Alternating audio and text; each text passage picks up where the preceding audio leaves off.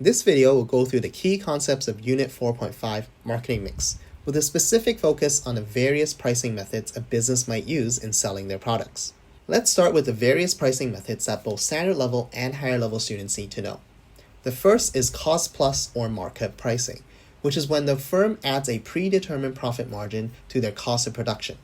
For example, if the firm's cost to produce one unit is $10 and they want to earn a 20% profit margin on each product they sell, they will charge $12 for the product so they can earn that margin.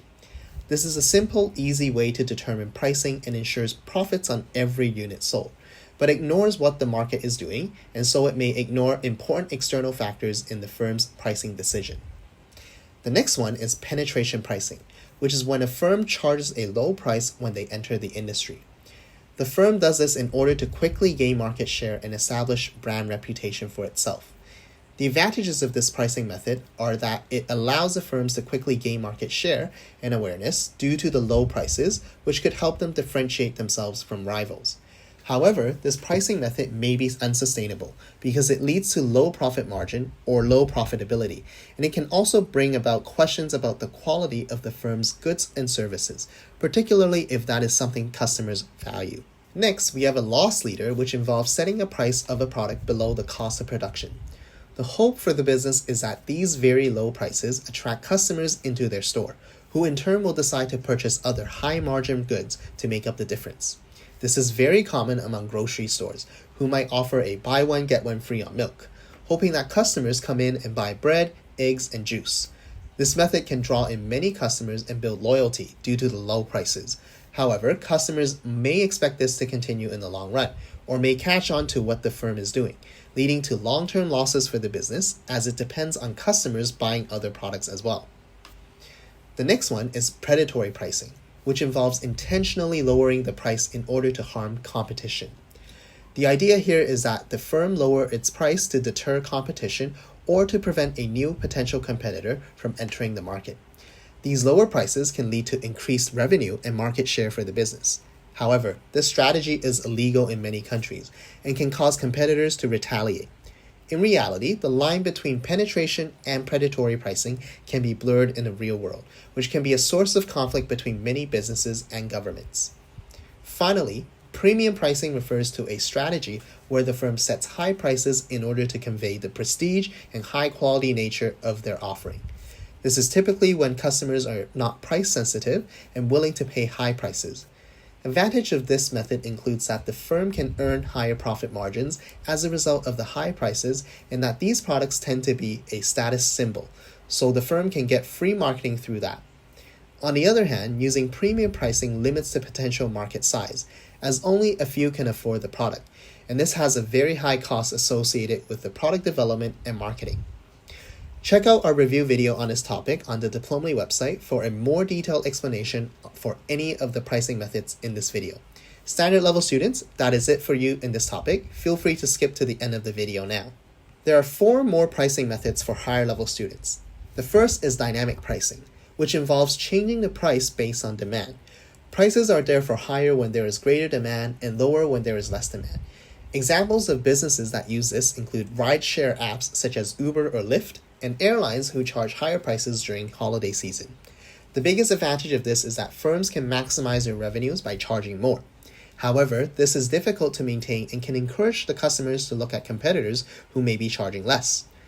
The next one is competitive pricing, which is when a firm sets the price of its products very close to that of competitors. This is done especially when it is easy for customers to compare the prices of various products, such as when they are looking at the supermarket.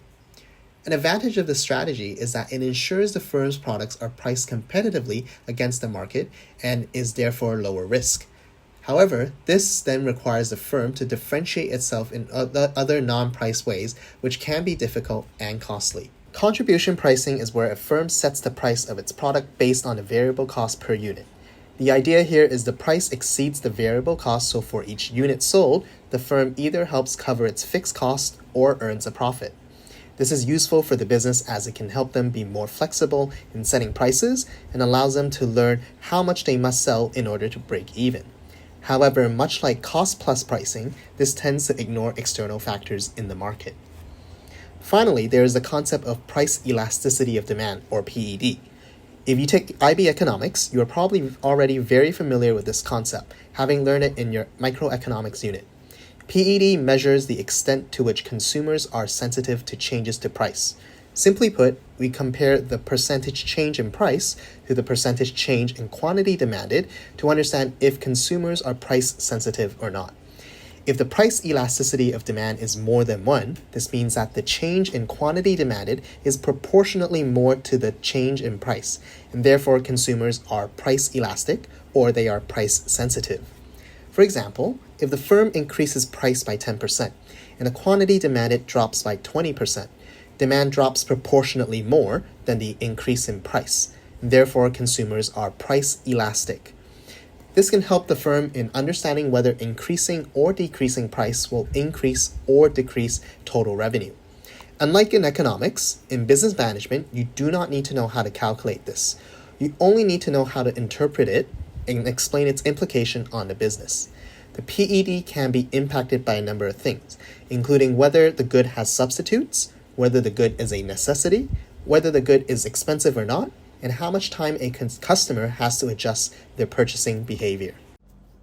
And that concludes the key concepts for this topic.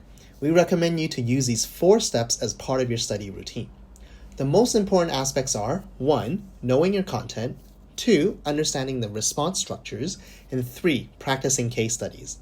Unlike most other courses, only knowing the content will only get you to a level 5 in business management. Knowing your response structures and doing a lot of practice case studies and developing the application skills are key to helping you score a level 7.